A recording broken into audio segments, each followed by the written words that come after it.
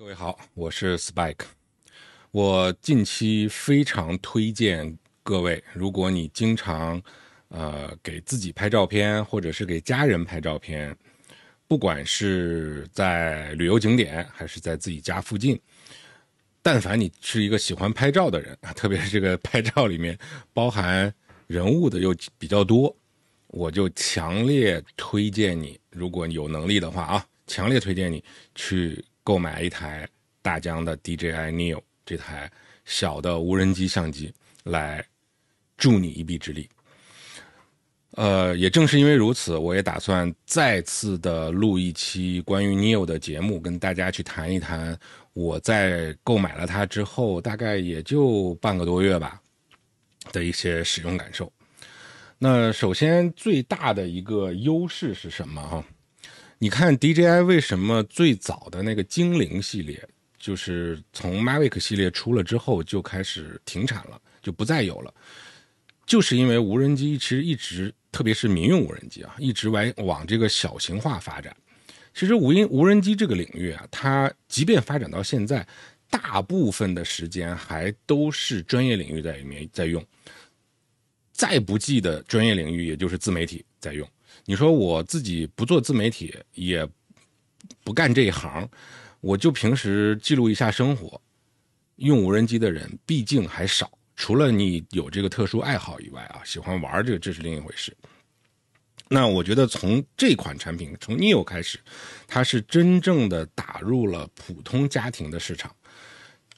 可以说你可以没有一台单反相机，如果说除了手机以外，还有什么可以推荐的针对普通人的拍照拍视频的设备，目前来讲我个人就是绝对的首推这样的一款产品了。原因有这么几个，第一个显而易见的，它特别的小巧，就一个巴掌大。你看 DJI 的无人机产品线啊，大疆的无人机产品线，其实它绝对是有一个越来越小型化的趋势的。虽然说对于一个在天上飞的，而且能飞得比较高的一个东西来说，做的大其实是有优势的。比如这个就跟这个船是一样的，各位你们坐飞机的时候应该也知道嘛，越大的飞机你坐得越稳嘛，小飞机就是摇摇晃晃嘛。所以其实从这个飞这个角度来讲，大其实才会更好，小呢就不行。包括我这个话筒，这个防喷的这个棉有点脱了，是吧？关注它一下啊。也是一样的，音响也是一样的，都是大了才好。但是人就是这样子，他总是想能不能把那个大的那个品质就缩到小的里面。那是不是我这么讲就他就做到了呢？不是，并没有做到。那我为什么还推荐它？原因是因为在这个民用级的无人机的领域当中啊，你去把飞这件事情本身做好，它是有一个及格线的。这个有点类似于数码相机的像素。在我上学的时候，数码相机刚刚盛行的时候，那个时候其实你买数码相机别的什么都参数都不用看，你就看像素就好了。为什么？因为那个时候的数码相机是在60万像素到500万像素之间打架的。那在这个区域内是有天壤之别的。比如说你买个相机它只有100万像素，和你买一个相机它有300万像素或者400万像素，那拍出来的照片是显而易见的不同的。那你不管什么牌子，哪怕你这个100万像素的是一个国际大品牌，然后你400万像素的是一个根本没有听说过名字的手工组装的小厂，那这个相机也是那小厂的好，这像素就在那个时候就这么厉害。所以为什么现在我们买手机的时候还是会有很多人去看像素，把像素作为一个卖点，就是从那里留下来的伤。那我为什么说现在不用看了？原因是因为当你的数码相机拍照的像素达到了1000万像素以上这个级别，甚至你就达到500万像素以上这个级别，越高像素的优势就越往下降了。特别是达到1000万级像素的时候，它的竞争可能已经不在像素上，而是在于你的工业设计怎么样去利用这些像素点。很多时候我们都知道，包括手机也是一样，在光线比较暗的情况下，它的工业设计会把2个或者4个像素拼成1个像素去用。那你说这不就是降低了它的像素吗？原来400万像素现在变成100万像素了吗？那为什么要这么做？就是因为我宁可牺牲像素，也要提高它对光线的敏感度，来拍出更好的夜景。其实就是只要是500像素以上，我觉得家用就足够了。那飞机也是一样的，只要你能够基本上悬停在那个地方，然后接下来你想让它怎么走，它能怎么走，但想怎么走呢，就是看厂家跟用户之间的这个互交的设计了。只要你这个飞机飞上天，大概能，我不是说就是一动不动啊，就比如说你就这么就以这样的一个幅度就这么飘，我觉得都可以的。这个就是家用无人机的一个及格线，而它绝对是做到了。基本上8米每秒的风力，你就以下的风力你就可以起飞，大概是3级风力吧，这个我有点忘了，我现在就是米每秒的单位了啊。你就可以去飞起来，然后达到了这个及格线以后，对于家庭用户更重要的是什么？第一，没有管制。你不能说到时候出国还要去审查，到哪个地方飞还要审查啊？那像这么小的一个无人机，到哪里都没有管制，它就是个玩具，它在家里都能飞，室内都可以的。那四周都是保护起来了嘛，安全性也非常好。这个是家庭用户非常重要的，特别家里有孩子的，你弄那么大，螺旋桨也没有保护，那扫一下把孩子脸都少流血了，那肯定是不行的嘛。所以你只要把飞行因素达到了一个及格线，这个是最重要的，足够小巧，没有任何的管制，哪儿都能飞，限飞区也能飞。为什么？它飞的高度就是一人来高，说白了还没有你举一个伸缩自拍杆拍的高呢，因为它的优势不在高。所以这个东西我从买了它，我就没把它当一个飞机来用，我就说它是我请的一个免费的拍照助理，也不能说免费，就是我的一个拍摄助理，是这么一个原因。那我觉得它的定位是绝对有前瞻性的，没问题，我绝对支持这种定位。那这是第一个原因我推荐。第二个原因我推荐的是，大家但凡看过一些民用无人机的航拍的视频，特别是视频啊，你就会发现，要么它就是无视距飞行，拍不到这个无人机的遥控制者，要么但凡拍到这个遥控无人机的人都是在低头看手机，这是一个非常恶心的画面。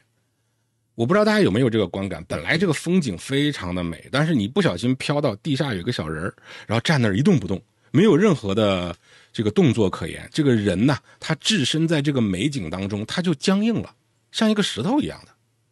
然后低着头在那看手机。为什么看手机？因为在遥控飞机嘛，其实手机放到这个控制手柄上，在遥控飞机嘛，它不可能动。那即便是很多时候你用飞机做了一些专门拍人的一些这个视频，你也会发现这一个人的一个手是被绑定的，因为他一个手要拿着一个硕大的遥控器，上面还夹着一个手机，甚至有些人夹 iPad， 然后当自拍的时候就把这个手这么放下去，然后一只手不敢动端着，然后挥手也不敢说，你这个动作就完全被限制住，这个人整个就僵硬的，这样是拍不好人的，就拍人像绝对不能这样。那所以其实之前的无人机，如果你买过、体验过，甚至看过他拍的一些素材，基本上他是没有办法拍你自己的，也没有办法很好的拍你的家人，他只能是说，比如说你做婚庆，你是个婚庆摄影师，你去拍人家新郎新娘，这可以，你只能成为一个服务别人的人，他是没有办法给你直接带来这个在镜头当中的快乐的。当然你说我拍别人我就很快乐，那是另一回事啊，那你这个东西你就别选了。但是大家可以看到，最近我拿它拍的这些，它的那些自动跟踪的功能，我特别喜欢它的一个点在哪里？精华现在出来了啊，它可以脱离手机使用，脱离遥控器使用，脱离任何的遥控设备，它就一个这个就可以给你拍视频。它基本上几个智能跟踪的按钮全都在这个上面，你可以通过按这个按钮来去切换6种不同的跟踪模式，什么后面跟着你跑，前面跟着你跑，对着你环绕，然后往天上冲，就是短平快。你不管到哪里，你想拍，你只要这么来一下，而且它掌上起飞，掌上降落，你按一下，砰飞起来，然后你该干嘛干嘛，你该玩玩，该笑笑，该疯疯，该跑跑，它会把你这些真正融入到大自然里面的这些。就我们这么说，你真正和大自然融为一体的这个身体，从上到下完全记录在一起，这个非常不得了。这个很多时候，即便是你请你旁边同行的家人或者朋友帮你拍，他都拍不出来。因为你面对家人朋友的时候，你会紧张，然后你的朋友呢也不一定会拍。但是虽然它的智能功能还没有那么完美，但是在我看来，它足够的有划时代的意义。我极力的跟大家推荐这个产品。当然，如果你本身也是无人机的玩家，它作为大疆无人机最便宜的，也是最新的一款产品，它支持所有的遥控方式，这个也是其他比它贵的无人机里面没有一个能够打得过它的。它可以支持自己什么都不要去飞行，它也可以支持直接用手机遥控去飞行。当然，这个手机是通过 WiFi 连接的，只能飞50米，这个是我觉得真的你就当没有吧。我试过之后体验不是很好。然后它可以接传统的遥控器去飞行，这个没问题，也是10米的图传。然后它也可以接这个穿越机这个摇杆去飞行，它也可以带这个FPV 的眼镜去飞行。就是你所有想象到的人类现在能够控制无人机的方式，它全都能用，你只要加钱买就可以了。或者说你原来就有，你再买一个这个，它可以把你原来的那些遥控的设备全都用起来。但是我之所以推荐大家，就是因为我不光是因为我是一个这个 YouTuber， 那你看我 YouTuber 的节目，其实我用到他拍的也很少，但是我推荐还是因为我带孩子出去玩的时候，你比如说我带我们家孩子到一个游乐场，到一个游乐园，到一个 playground 去玩沙子呀，玩滑滑梯啊，就荡秋千那种东西的时候，我想拍的时候，我想跟他们一起玩，我就把它放一个跟随模式，然后我就可以完全不理他，开开心心的跟孩子玩。这个时候你玩好了之后，你再回看你拍的场景，那才是你，那不是一个控制飞机的人，那就是你最天然的样子。我觉得这个是最难能可贵的，这个是我认为的科技服务于人。这个是我认为的人文的体现，这是真正的记录的意义。你不能说你为了记录一个东西，你自己就是僵硬的，然后手里拿着一个遥控器站到那儿，然后看着飞机环绕着你飞了一圈，你都是在低着头，然后转完一圈之后转到你面前了，然后你突然抬起头来，然后把一个手羞涩的放到背后，然后另一个手拿起来挥挥手。你觉得这样的记录到底是在记录啥呢？是在记录你呢，还是记录这个场景里本该就没有你的那个画面呢？我觉得这是有问题的，你还不如干脆就别把你拍进去，你就是去拍那些场景也可以。如果你有这样的需求，不是很重度的话，它也能做到。所以如果大家听过我这个分享有点心动，我是真正的凭内心去推这个东西啊，没有拿大疆1分钱，我也不配大家也不会，我这小频道是吧？所以这个我不用解释，你们也知道明白，这是完全我自己的分享，我非常推荐这个。不管你是从来没有玩过无人机的，它没有任何的门槛，那你只是想让它给你拍一些好的照片去留念，绝对胜任，没问题，特别是视频啊。还是说你是一个入门，已经是一个入门的无人机的玩家，你两者都兼备，只要你对那个超视距飞行没有那么的依赖，就是主要还是拍自己，但是偶尔你也想去拍一拍这个纯风光的东西，从天上往下看的那种宏大的场面，偶尔拍一拍的话，你买全能套装啊，一个手柄配3个电池，我觉得是非常好的选择。我现在其实有点小后悔当时没有买全能套装，但也不那么后悔，因为毕竟拍那种大场景的概率其实很少，我就用手机飞到50米的高度拍一拍，其实也不差啊。等一会儿我可以先给大家插2张照片和一段视频给大家看一看，你们就知道了。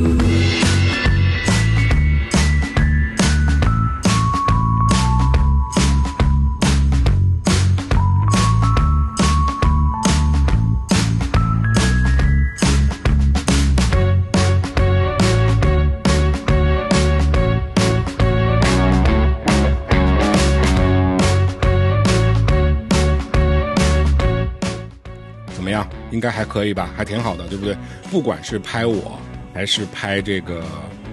风景，都还不错。那我就只买了这一个单独的版本，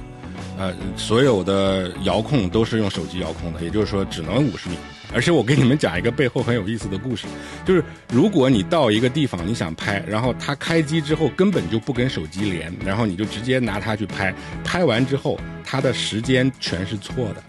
然后地理位置也是没有的。为什么？因为它里面是不带时钟的，它每次它记录的那个拍视频的那个时间啊，都是你开机之后跟手机连一下，然后手机告诉它。所以你知道大疆为了把这个东西做得足够轻量足够亲民，其实他们是做了一些非常聪明的这个选择在里面的，这就代表了它绝对不完美，但是我也不建议大家等，因为人的生命是有限的，你等什么时候算完美？你等 iPhone 现在也不完美，你等吧，你别用，是不是？这是我个人的观点啊，不是说就是说这个东西多了不起，而是说如果但凡您是跟我一样数码爱好者，喜欢拍照的，对这个东西还在持犹豫态度的，你也去看一看其他频道的这个评测嘛，比我专业的多。我呢，只是从我内心的角度，我感受的角度去给大家进行这样的一些分享，希望能给大家有一些帮助。如果因为我的这个分享，你买了这个机器，给自己拍了一些很有意义的、真正带有融入感的那些照片跟视频的话，别忘了回来留言。好，今天我们就先聊这么多，感谢各位的观看关注，我们下期再见。